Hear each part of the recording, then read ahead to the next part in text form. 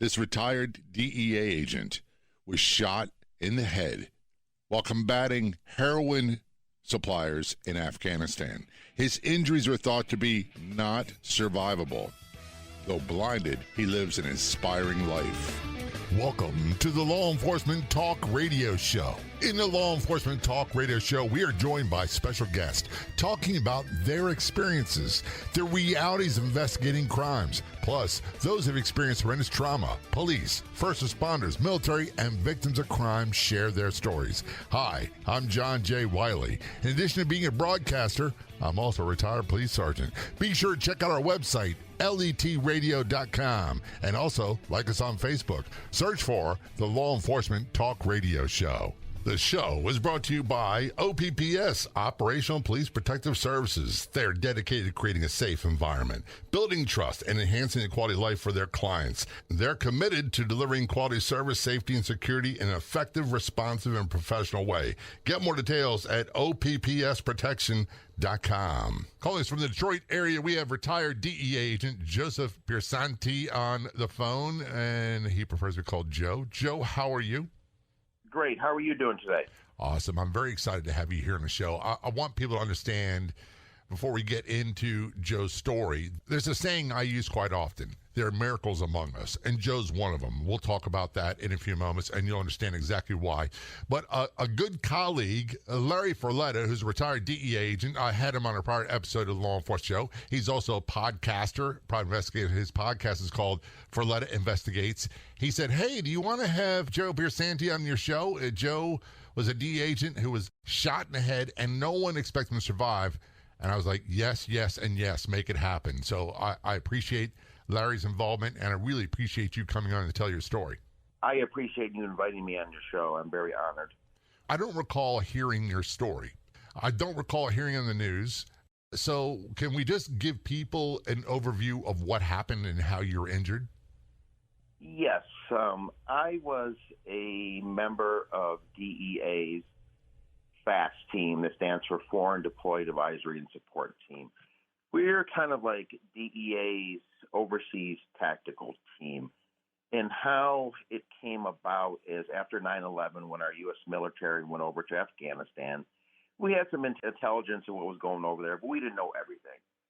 When the military went over there in short order, they realized the Taliban was getting their funding for their terror activities with the sale of heroin and production of heroin. And a lot of people don't know that Afghanistan is the biggest producer of heroin in the world.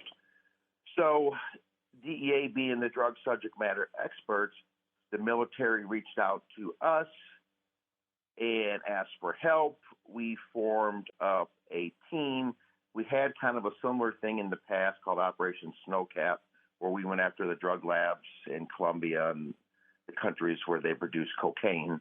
But at the time, we didn't have anything, so we got a team stood up that had to operate with U.S. and coalition special forces and a partner force overseas and provide our expertise in investigations with these heroin labs. I know I'm familiar with Snowcap. I remember seeing it on Narcos and other things in television shows, what they did as far as Hollywood presents it. However, I didn't really know much about what DEA did in Afghanistan. I understand why you were there. And I agree. A lot of people don't know that the number one supplier of heroin comes from Afghanistan. But I didn't know that DEA had like a tactical team that they sent over there. Yeah, very few people know, and even some people in our own agency don't even know really much about the team, as information is disseminated to the different divisions, but a lot of times it didn't get passed down at all, and a lot of people think, oh, well, the military goes in there first, and they clear and make it safe, and you come in. No. We were up front leading groups and everything, and, right up there in the fight, taking rounds and, fighting it out back there. And, these labs are the Taliban's money, so they're well behind enemy lines most often than not, and they're going to fight like to keep them, but that's where they're getting their money from. So much of what happens, not just internationally, in your case, and we'll get back to that in a minute, but even nationally and locally, a lot of people don't understand what DEA does. And when I say that, it's because I was detailed at DEA in Baltimore for a couple of years, task force, and wound up working all through the state of Maryland, into Washington, D.C., and as far down as Miami. But a lot of people really don't comprehend what DEA does and how dangerous it can be, because I think we are influenced by Miami Vice and those type of shows. Oh, yeah. In like, never in a million years as a DEA agent did I think I would be over there doing what I was doing, you know, operating special forces trained, you know, going through a selection, using all the different military weapons available. I remember coming home for my first tour in Afghanistan in 2010, and I had come from the Phoenix Field Division, and telling my buddies in Phoenix, hey, I did this, and that over there. They're like, no, you're bull, Joe, you're lying. I said, I really wish I was, but I'm honest to God telling you the truth. And the other thing is, a lot of people don't really understand. I know you have different terms, and my department is QRT, Quick Response Team. Some departments are called SWAT teams, and FBI has a different term, and DEA, you guys use the term FAST, F-A-S-T. But it's a tough gig to get that assignment. You've got to really be all in. Those men and women, they are no jokes. Well, just to give you an example, it's a full voluntary thing, and when the team was going, it's not going anymore because of the drawdown in Afghanistan. But they have tryouts once a year, and you have to be at least a GS-12, so you have to have some investigative experience. And we started, I think, with 36 candidates when I went through selection, and only 11 made it through to the end. So the washout rate is usually well over 50%. Is that because of the physical demands of physical training, or mental, or both? It's both. When I went through, we had to do like a kind of like IQ psychological test online beforehand. It's a company that U.S. Special Forces uses, and they can get a pretty good idea if somebody's going to make it through a selection or not. So you have that, and then you have the physical aspect, and then you have the thinking on your feet kind of thing, and you have to be able to work well with others, be a team player, because when we first started, you could get some guys that would fly through all the physical stuff and the military stuff, but they really were kind of jerks, so they couldn't get along with people in a confined space living together overseas, so you could get weeded out for that too. And just because you make it through all the training doesn't mean you're going to be picked up on a team. Once if you make it through everything, then you're put on a list, and then the team could pick and choose who they wanted from that list. So really, when you make these teams, you are part of the elite, and a lot of misconceptions, and it's not, I'll defend people right now. It's not their fault that they don't know, because no one tells them. The news media doesn't tell them. Hollywood certainly doesn't tell them the truth. And it's not just about federal law enforcement agencies, the DEA in particular, but it's also local, state, county. No one tells these people the truth about what it takes to be a modern-day law enforcement officer. We are talking with Joe Piersante, and he is a retired DEA agent. He survived what's often a fatal headshot. He's here to talk about that. Don't go anywhere. We'll be right back.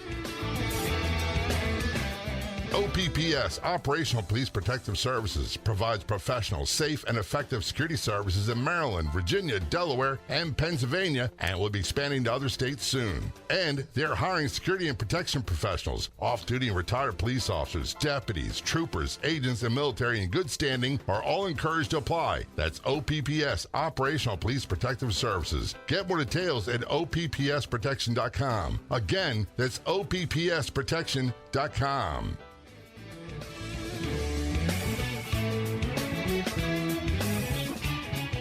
Return conversation with Joe Piersante, retired DEA agent. Also, he's a motivational speaker, and I'm going to let you in some surprises. I'm not going to spoil it. I hate when people do that. There's some things he's doing now. Number one, when we talk about being able to have a conversation with a walking, talking miracle, that's what's happening right now. Number two, what he's done with his life afterwards is nothing short of amazing. Joe, before we went to break, you were talking about being part of this FAST team, or tactical SWAT type team for DEA. You're assigned to Afghanistan. Even a lot of your coworkers didn't know that was going on in DEA. And your mission there was eradicating and investigating large heroin groups that were run by Taliban. Am I correct in that? Yes, you are. That money they were using from sales of heroin was funding terror operations, and you could say there was a direct link to what happened at the World Trade Center and other places. I know people love to argue that, but we're not going to get any conversation. You were there, and you guys in your training, you were training with Special Forces. It's not like you had a desk job, did you? No, we had to learn all these advanced military skills, and a lot of guys on our team were former military, or they were currently in, the reserves or National Guard or Reserve Special Ops Unit, and they knew a lot of these military skills. I was on the full-time SWAT team in Detroit for a year, so I was really behind the eight ball. I had to sink or swim. I had to learn these things on the fly, or I wasn't going to make it. So you got to learn all these advanced soldiering skills, per se. And that's something I know nothing about. And as a matter of fact, and people may laugh at this, I remember when I got reassigned from uniform patrol to our district drug enforcement unit, and we're doing drug raids. And they were always high potential for violence. And the amount of training we got for going in the doors and doing stuff amounted about 5-minute conversation. That was about it. So you really got thrown in the deep end with all this tactical training and weapons systems, and not just that, but actually techniques and all those things that I know nothing about. Yes, we had to learn how to fast rope, rappel, the whole 9 yards. And I was always a bigger guy, but I was older when I went through. And they're like, hey, you're a big guy. You can carry this belt-fed machine gun. I said, yeah, I'm big and strong, but I'm still old, and that thing is still heavy. It's funny, the big guys get stuck with the heavy work, and laughingly, because some people think I'm a big guy, it's a struggle to keep weight off at this age. But I always got the duty with the ram hitting the door and all that stuff, and it's exhausting carrying heavy equipment, and then you're big, heavy, you-know-what, everywhere you go. Yes. So here you are, learning all this stuff. Let's fast forward to Afghanistan.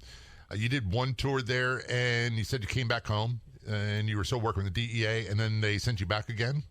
Yes, and my last tour was 2011. It was midsummer to late fall tour, so basically it was going to be from end of August to the mid-December. So that was how many months? I cannot reckon about 4 or 5 months? Usually 4 months. Usually 120 days, give or take, plus or minus. And while you were there, let's just say out of 4 months, how many deployments and how many hot zones would you wind up having to go to? Okay, in my 2 tours in Afghanistan, I was probably on around 50 missions, and there was only 6 times that I did not have to fire my weapon. Wow. That's intense. That's a lot of action, and you were not a military guy. You're a DEA, you're a federal agent, but you're in hot zones all the time. Yeah, and believe me, there was times over there, but it's a voluntary unit, bullets are whizzing by my head, and I'm like, Joe, what the did you get yourself into? And you started your career as a street cop, is that right?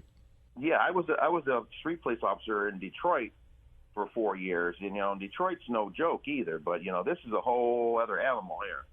That's what I'm thinking, Joe. It's like, look, I know I went through a lot of stuff in Baltimore. I know you went through a lot of stuff in Detroit, and sometimes I think that is insurmountable. And then I hear stories like what you went through, and I'm like, man, out of 50 deployments, there's only 6 times you didn't have to fire a weapon.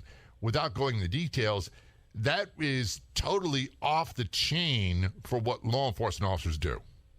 You do your shooting report, and, I carried a belt-fed machine gun. How many rounds did you fire? Oh, 600, about around 600 and something. Wow. And see, the media would tell you that American police on the street do that every day, and we don't. It's very, very rare that you wind up discharging a weapon in the line of duty.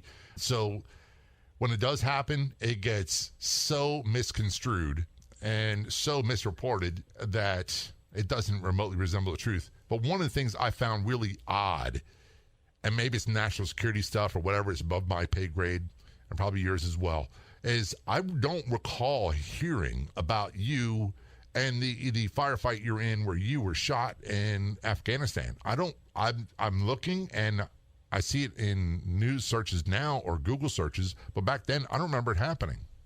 Yeah, it didn't hit, the general news media. It was out in like law enforcement circles and military special ops circles, but that's it. And there's a lot of stories like me of a lot of heroism and a lot of grave injury that people survived that we don't even know about. That's the thing. And my wife and I were talking about this the other night. We've been watching a series on Netflix, and I hate to give them a plug, but I'm going to give a plug because one of the best shows I've ever seen on Netflix is the docudrama Medal of Honor. And it's the stories of Medal of Honor winners. And I'm telling you, I got emotional through everyone I've been watching. But one of the things she said is something I say all the time. You could be in the grocery store in the checkout line behind someone and not have any idea that man or woman is a walking, talking hero. And I know it's a term people hate to hear in our line of work. But they've done heroic things, and they've put themselves in positions that most people never would dream of doing. Yeah, and I feel the same way, and I tell people the same way also, too. It's in life, out there in public, I don't screw with anybody because you never know what that person's background and skills are. Right. I said, you want to get in this road rage incident, that person you're messing with, they might be able to kill you 7 ways from Sunday. Right. Yeah, we had an old saying, it didn't matter how big, how tough, how strong, how much of a great fighter you may have been or a Brazilian jiu-jitsu master. There's always someone crazier, stronger, luckier, and all it takes is hitting the button on your chin, and it could be lights out, and it could be the end of your life. When we return to our conversation with Joe Piersante, retired DEA agent, we're going to talk about the tour of duty he was in Afghanistan, deployed in a tactical mission where he was shot in the head, and it was a type of injury that most people do not survive. The most important part about this conversation is his survival, his recovery, and the absolutely amazing things that Joe does with his life today. All people have obstacles in their lives. All people have difficult things they have to deal with, and quite often they seem insurmountable. When you hear what Joe has been through, you might find some motivation to help you make it through the stuff you've got to endure. We're going to take a short break. We'll be right back. Our sponsor, Colonial Metals Group, helped me with my goal of protecting my financial future. Being at the whim of the stock market or the current administration doesn't make me feel safe or secure. But having a self-directed IRA where I can safely store gold and silver, assets that have stood the test of time, no matter what the economy or the government policies are, makes sense to me. Colonial Metals Group has helped me create a self-directed IRA where I can have direct access to my assets. Let the team of experts at Colonial Metals Group help you protect your family's future. Their level of professionalism and the ability to listen make it easy for you to learn everything you need to know about preserving all you worked for. Maybe you're just thinking of getting started, or maybe you've already in a 401k or IRA. You're thinking about your parents' retirement. Regardless, Colonial Metals Group can help. We put together a special offer for our audience. Call 800-898-1841. 800-898-1841. That's 800-898-1841. Or go online to colonialmetalsgroup.com/LET radio.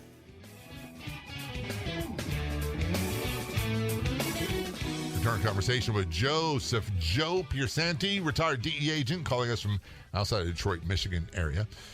You were assigned the DEA FAST team, a tactical team in Afghanistan, 2011, and always in hot zones.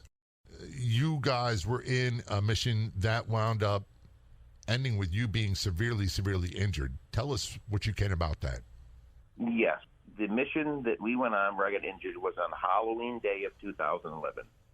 We went with the Australian Commandos, which is one of their special forces units, with their Afghan partner force and our Afghan partner force with the FAST team, to a bazaar, the Paik Bazaar in northern Helmand, Afghanistan. Helmand province, very hot Taliban activity area, and very known for manufacturing heroin. This bazaar is known to sell all kinds of miscellaneous items, to include chemicals and equipment to manufacture heroin, small arms, and improvised explosive device making equipment. So we wanted to go in at night to use our advantage of our night vision and lasers, but we couldn't get a air unit that could fly us at night when the Australians and us could hit this place.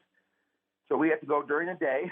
We knew we were going to probably meet resistance, but our team that was there before us was there 4 months before, and they got in a pretty big firefight with the insurgents.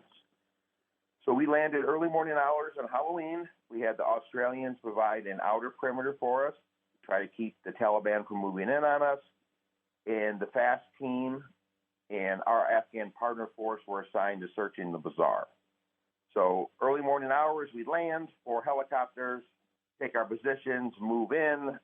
As soon as we started moving in, we started receiving some incoming fire, very inaccurate. During a point that morning, I was supervising a search, and I was standing outside of one of the bazaar stalls. I heard a round being fired. It hit a abandoned car behind me, and I felt the back of my neck burn. The bullet got so close to me that I could feel the heat of the bullet. So I kind of had my guard up after that, using all my tactics, techniques, and things I've learned as a police officer, as a DEA agent, and through my training in FAST and unfast missions. We usually can't take all the items we seize. That day we found a lot of poppy seed to grow opium poppies to manufacture heroin. So we usually take pictures, catalog it, and then destroy it in place.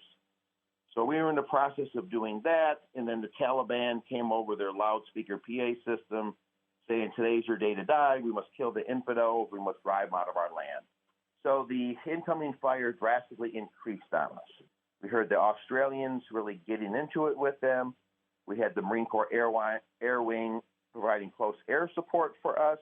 We heard them getting into it. So we did what we had to do, and our helicopters were coming in to pick us up. We start moving out to our locations where we're going to get picked up, 4 different spots, and we get bogged down in the firefight. So the helicopters can't land. We wave them off. We finally get in position. Helicopters come in, 4 come in, 3 land, one does not land. It was Afghan crew and piloted, and they didn't feel comfortable with all the incoming gunfire and gusts from the helicopter's rotors kicking up, so they didn't land. So instead of waiting for theirs to land, they get into the next helicopter over, which was ours, and we run out in the open field, tell them to get off. They're not getting off, and I don't blame them because I didn't want to go back into that. So instead of getting shot in that open field, we just tell them to go. So the 3 helicopters take off, which leaves us FAST team members and 2 Australians. We take cover in a ditch. So all the gunfire is focused on us at this point, to include belt-fed automatic machine gun fire. So our helicopter lands a short time away later, about 100 meters away, which is not very far. And I remember getting up to the run and saying, this is going to be a real run. I got bullets popping up all around me. But we can't stay. The longer we stay, the more time they have to amass troops and increase their odds against us. So we got to get out of there. So I remember getting up to run. I remember firing a couple shots on the run towards the insurgents that were shooting at us. I guess I got to the helicopter mid-pack. Everything else is going to be what was told to me after the fact. Once most of my teammates were on or near the helicopter, my team leader said, let's go. I turned left to run on the helicopter, and that's when I got struck in the head in the right temple area, which we believe was an armor-piercing bullet from a PKM belt-fed machine gun. The bullet went through my right side of my helmet, through my right temple, through my frontal lobe of my brain, and out my left temple. I fall face forward into the ground. My team leader thinks I might have slipped. He tries to get me up. I'm not moving. He rolls me over and sees there's a hole in my head. They think I'm dead. They pick me up, throw me on the helicopter, and one of our guys feels my chest, and they're like, he's breathing. And we are very lucky we get a lot of advanced medical training on our team, and unfortunately we have to use it more than we really want. So nobody panicked. Everybody went to work. They got the bleeding stopped. In fact, I woke up when they were doing one of the procedures on me. I don't remember any of this. I wasn't complaining about my head, even though I had a hole on each side. I said, get it out of my eyes. There's a bullet going through my head, didn't hit my eyes. pressure of the high velocity round going through my head ruptured both eye globes and attached both retinas. And I said I have to move my leg. So they thought I was shot in the leg too, but what it was is I was been shooting quite a bit, and I had a suppressor on my end of my gun. And when I got knocked unconscious, I laid on my suppressor, and it burned inside my left knee pretty good. So they got me as stabilized as they could, treated me for shock, got me to the base that we were staying at, Tarancount, brought me to the medical facility there, and I actually got up to walk off the helicopter at that base. What? Got through the head. Yes. That I'm telling you right now, Joe, that would have freaked me out to no end if you got up and tried to walk. In fact, and then they were like, Joe, no, we got you. We carry you. So they carried me over, put me in the ambulance, brought me to the medical facility, did what they could do for me there, and then had a medical flight take me over to Kandahar Airfield with one of my teammates riding with me, where they had a neurosurgeon and eye surgeon standing by for me. Some things fell into place that day. It was Halloween. It was a very slow day because there was not a lot of missions going on. I was by the helicopter when I got shot. My teammates were highly trained in battlefield medicine. I had to will to fight and survive. I was in really good shape. And I give grace and glory to God because, in all accounts, 80% of the people who get my injury do not survive. And I should have been dead that day, and God had more for me to do. I've got goosebumps right now when you tell me that, because so many people that had injuries like yours from devastating gunshot wounds to the head, and I'm talking about slower velocity handguns, didn't survive. You got hit in the head. It went through a ballistic helmet, entered the head, exited the head, and you had severe injuries from a high velocity machine gun round and survived. That's not supposed to happen. No, it usually does. I'm a walking miracle, per se.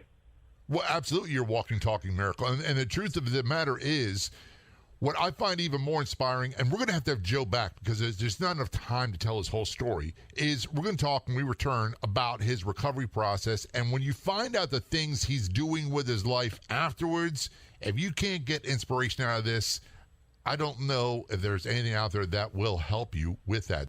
Have you been to our website lately? letradio.com. That's letradio.com. One of the new features there, other podcasts. Check it out. You'll find a button right on the homepage. And you'll find access to a wide variety of podcasts absolutely free. That's on our website, letradio.com. We're going to take a short break. I promise you, we'll be right back.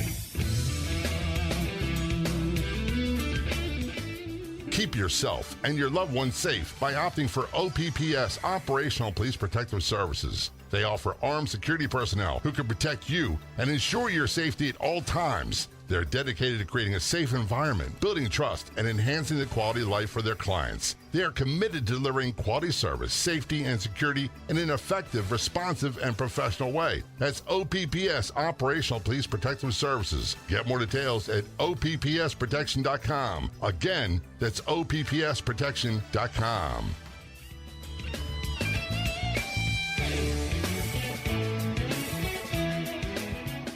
Our conversation with Joe Piersante, retired DEA agent, shot in the head in October, actually Halloween 2011 in Afghanistan, survived. Before we went to break, Joe, you talked about you're walking, talking miracle, and you are.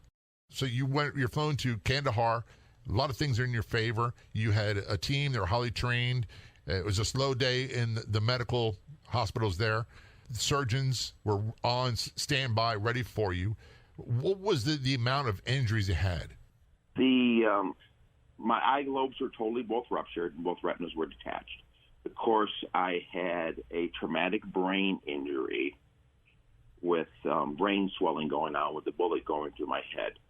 So the neurosurgeon had to address me first. They had to get the bleeding and the swelling stopped. So he spent about 5 hours putting my head back together. Actually removed all the frontal cranial piece, my forehead. That's all titanium now. Then once he got that all stable, the eye surgeon came in, and she spent almost 9 hours piecing my eyes back together with a microscope. Those people are amazing, what they do. Their dedication is absolutely incredible.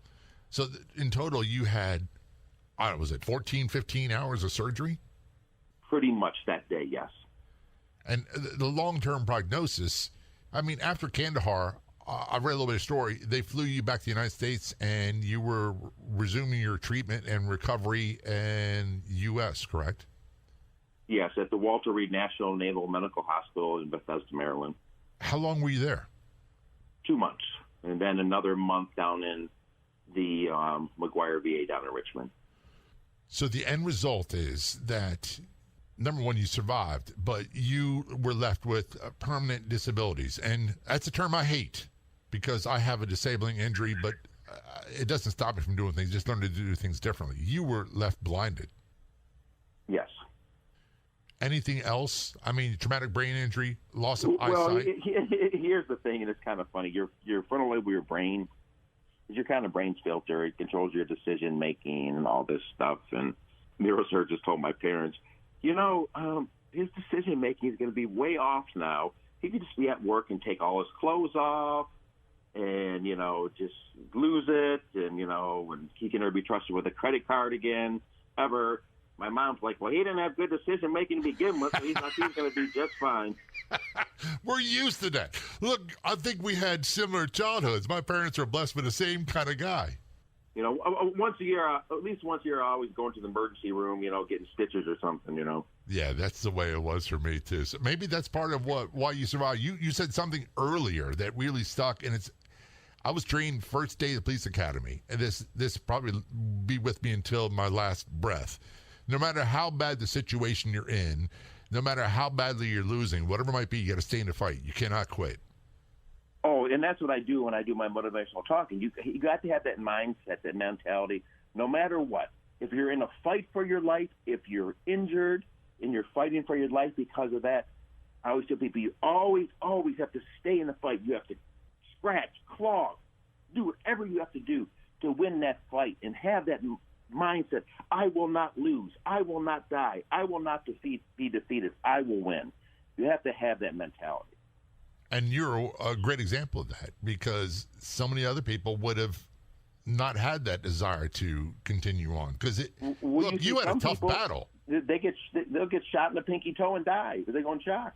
Yeah, but here you are, and long story short, you had to learn how to create a new life for yourself after these devastating injuries. Yeah, I had to learn how to do everything. I had to learn how to swallow again. I was in a induced coma with a feeding tube. I had to learn how to put my clothes on, to walk around in a blind world, basically start over from, scratch in a lot of things.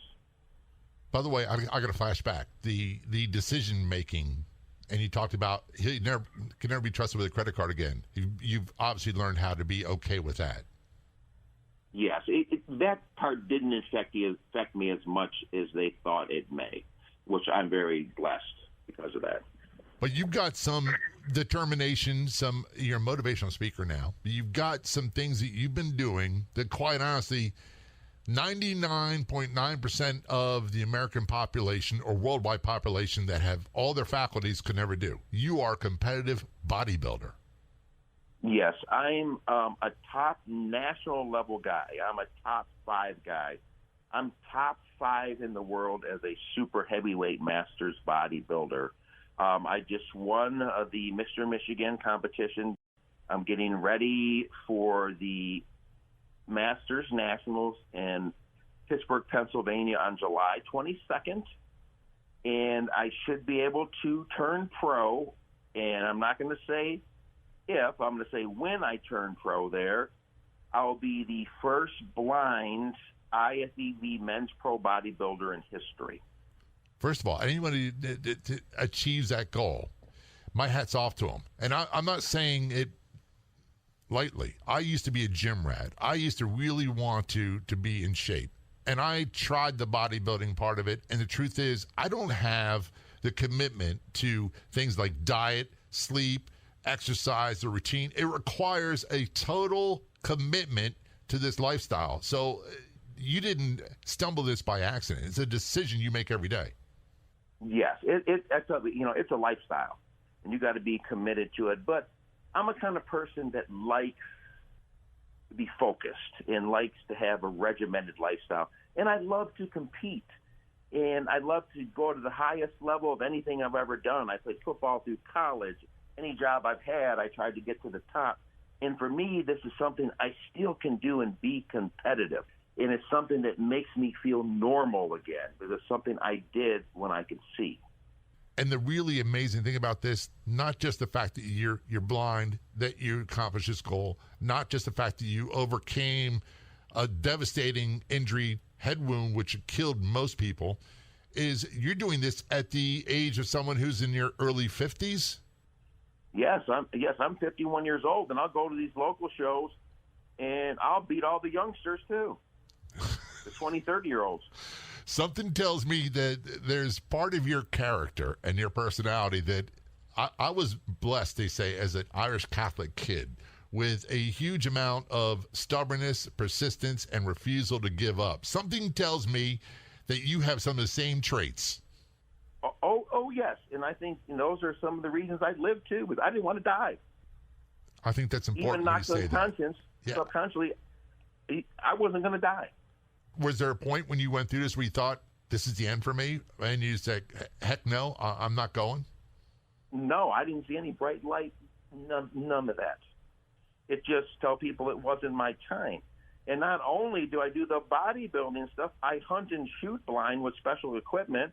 I've been tandem skydive jumping blind. The sky's the limit. 5K races I've ran.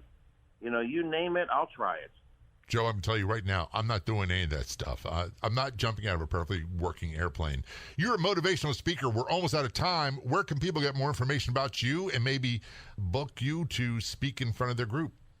Okay. I have on LinkedIn under my name, Joe, Joe, Piersante. I'm on LinkedIn. It's got a lot of my videos and a lot of things on there. You can also email me directly. It's my name, JoePiersante @yahoo.com. And you can inquire about me coming out and speaking. I speak to all kinds of different groups, not only law enforcement, military, businesses, schools, sports teams, you name it. If you want to hear me run my mouth, I'll be there. And Joe, if anybody is interested in getting a hold of him, you just contact me and I will do an email introduction. Joe, number one, thanks so much for your service, and thanks so much for coming on the show, telling us all about your recovery, and we will definitely have to have you back.